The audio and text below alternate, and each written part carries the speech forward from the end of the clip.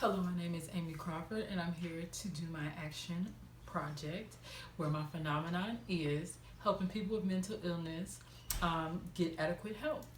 So, today I'm going to talk about several different things, but I want to start off with my phenomenon. In my local community, I feel like a lot of people who are mentally ill are not getting a lot of help. So, in my original project, my question was to figure out exactly how we can do that adequately. I used three different disciplines to help me find answers to my questions, which were psychology, sociology, and history. So moving forward, my phenomenon is how do we get people with mental illness or disabilities adequate help? And we would have to learn first, where does this phenomenon occur?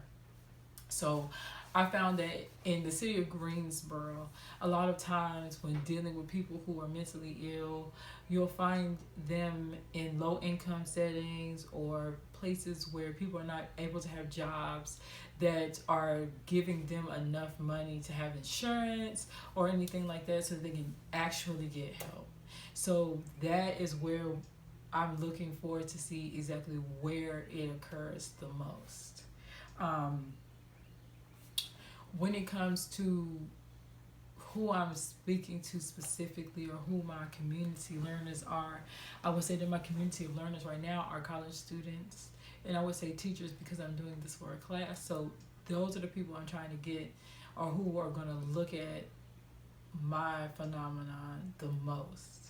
But when it comes to who I'm actually trying to reach, I'm trying to reach the community. I believe that um, if the community as a whole had a better understanding of people with mental illness or disabilities, they would be more apt to help versus the way the community is in general. Using my discipline, sociology, I was learning that there's a big stigma behind mental illness, that there's, a lot of people might think that it's witchcraft or they're possessed or it's just a bunch of unfavorable stuff being said, and people are not really reaching out to help people do that, or they're not really knowledgeable, so they don't tend to help. So in my study, I'm looking to make that aware to people so that they will maybe want to help someone. Um, I'll say that since we've identified that it's usually low income housing or anything that this phenomenon takes place, I would say that there are some resources, but the biggest resource that we have is the Monarch Center in Greensboro, which is a facility that helps people with who are mentally disabled or ill. They offer therapy, medical attention, medications to help them. They offer what they'll first do is evaluate a patient and then figure out what is best, whether that be therapy several times a month or once a month, to medication along with therapy, or just medication to be evaluated several times throughout the course of their treatment. The Monarch Center is used quite a bit, but I think that a lot of people don't necessarily know that it's there. So it's not being used by as many people as it could be. Um, as far as my target group being the community, I think that what the target group offers is the ability to look at it from different angles.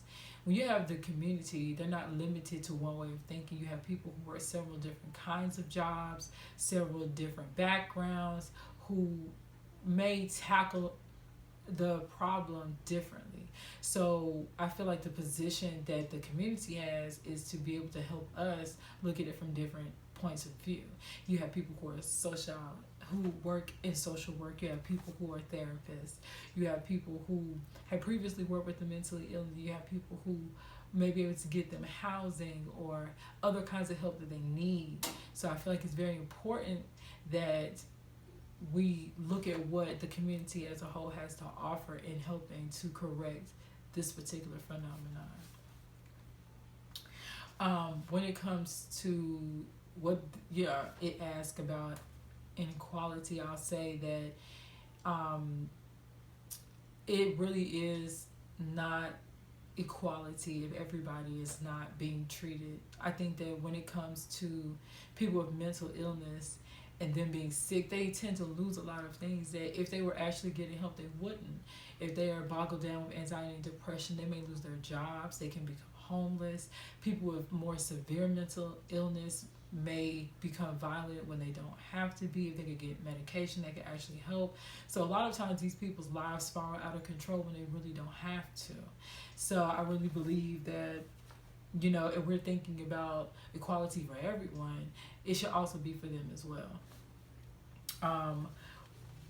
I really liked what I learned from interviewing a local cop. I interviewed a cop to help with my phenomenon because a lot of times police officers are called to deal with the mentally disabled, whether it's them trying to harm themselves or other people, or people don't really know how to deal with them or work with them. They may think they're dangerous when they're not. Sometimes they're mistaken for being on drugs and other things of that nature. So I feel like a cop is a really good person to ask. So I interviewed a Greensboro police officer and asked her several questions.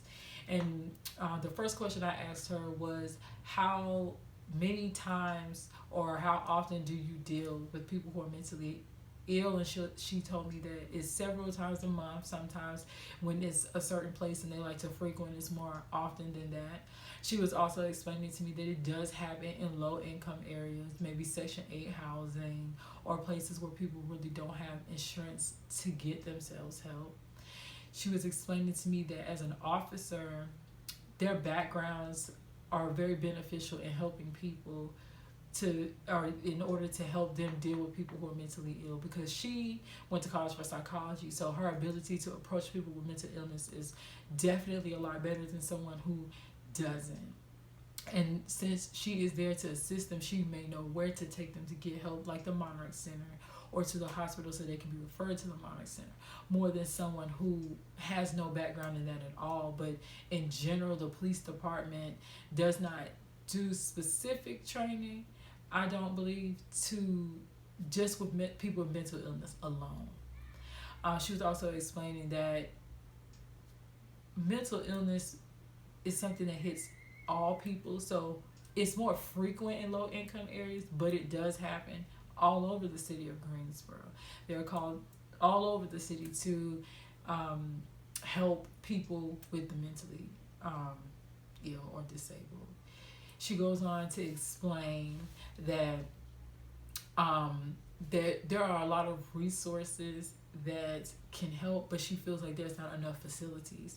Like you have the Monarch Center and the hospital, but it's not more than that. And when you have people who may need additional help or to be monitored or a little bit more hands-on with the facilities and resources that we do have, it's so much of a fast-paced environment that sometimes people don't get the help that they really need. So she felt as if we had more facilities instead of just maybe one or two, we would be able to help people more, and that would cut down on their interaction with the community because they would actually be getting themselves help.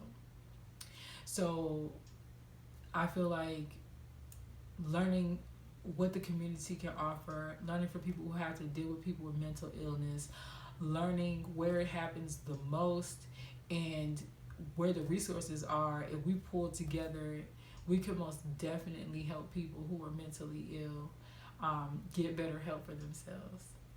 Over the course of this class, we have talked about studying things from all angles. So I believe in studying my phenomenon, that interdisciplinary studies is very helpful, because if I was looking at mental illness from my particular background, which would be psychology, I would not have the outside help to say, well, these other things are affecting them, these other things are affecting them in their workplace or at home, or these things may be stressing them more. I do have the ability to say, well, let's evaluate them and get the medication and stuff like that, but who will help them after? Who can help them get homes and stay on their medicine and keep coming to get help and keeping them from being homeless and being able to interact with other people, or to be able to keep their condition under control? That's why I feel like the community as a whole is important. So I have learned through studying this phenomenon that interdisciplinary studies is a very important thing. It should be offered more and talked about more, especially amongst college students, so that they'll have um, a broader view of being able to study topics instead of looking at only from their side, so you can actually get help for whatever your specific phenomenon is. Thank you. I hope that this helped a lot. Have a great day.